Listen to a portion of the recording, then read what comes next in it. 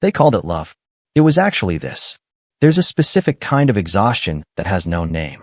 You're not sick. You're not heartbroken. You haven't lost anything you can point to.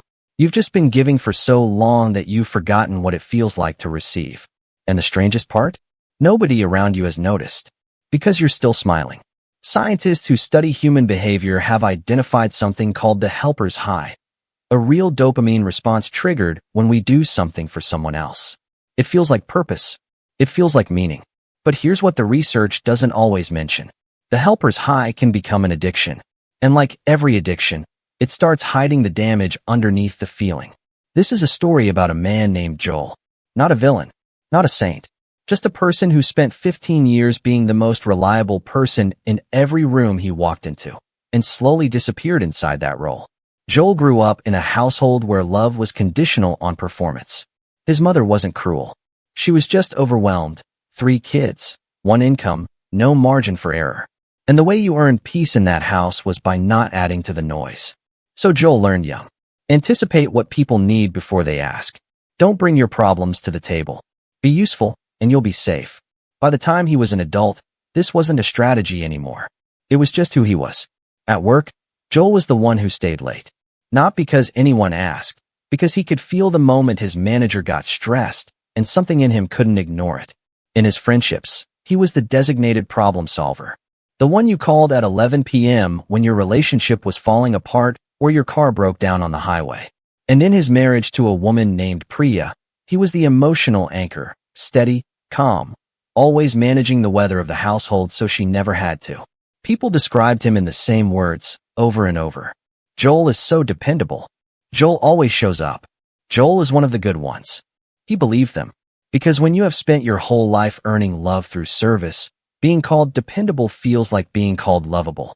But here's the question nobody asked Joel. Not once. Not ever. How are you actually? Not, how's work? Or are you okay? In that passing way people say it while already walking away. But the real version, the one that requires you to sit down, to stop moving, to actually wait for the answer. Nobody asked. And Joel never noticed that they didn't. Because he was always too busy noticing what everyone else needed. The thing that broke the pattern wasn't dramatic. There was no affair. No explosion. No single moment of betrayal. It was a Thursday in November. Joel had just wrapped a brutal week at work. A project that had gone sideways, a week of meetings that solved nothing, 3 nights of poor sleep. He came home, sat down at the kitchen table, and just sat there, not doing anything, not fixing anything, just existing in the wreckage of his own exhaustion. Priya walked by, glanced at him, and said, "Can you look at that noise the dishwasher's been making? I've been meaning to mention it." And she went upstairs. Joel sat there for a long moment. Then he got up, looked at the dishwasher, fixed it. He didn't say anything about the week he'd had. He didn't ask for anything. But something shifted in him that night. Quietly. Permanently.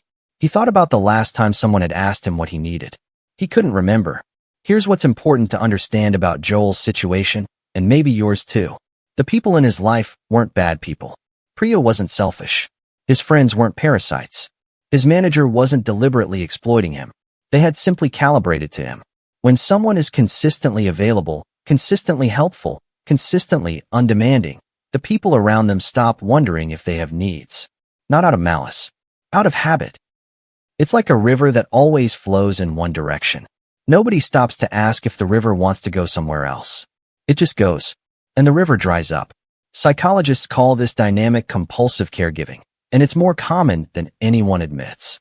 Studies suggest that people who define themselves entirely through their relationships and others' needs report significantly higher rates of depression, anxiety, and physical health problems.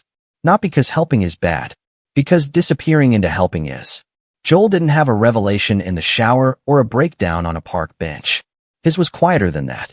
He started a habit that felt almost embarrassing at first.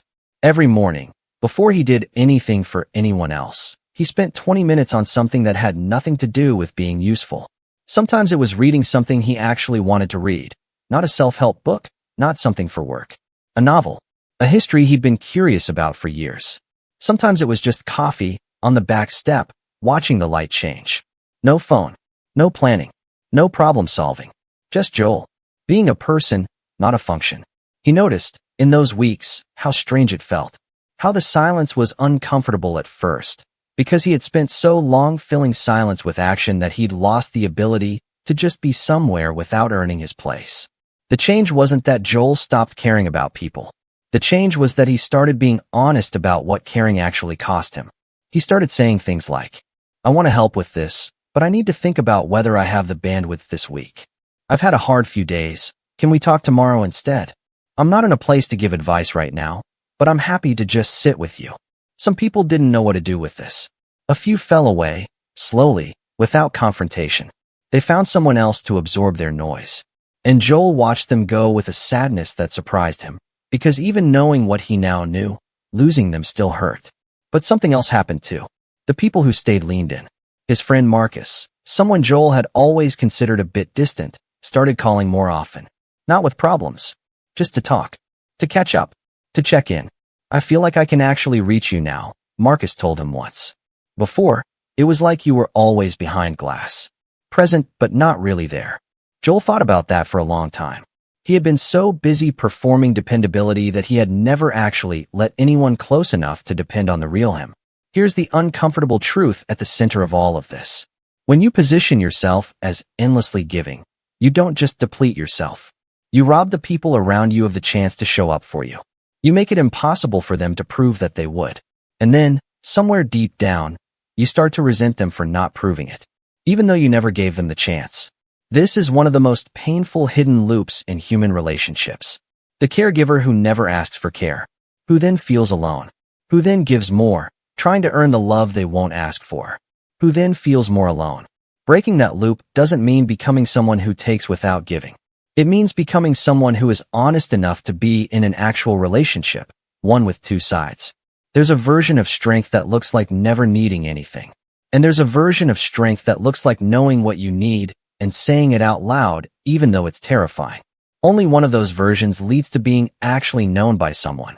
Joel eventually told Priya about the Thursday in November, about how he'd sat at the kitchen table waiting for someone to notice, and how no one had.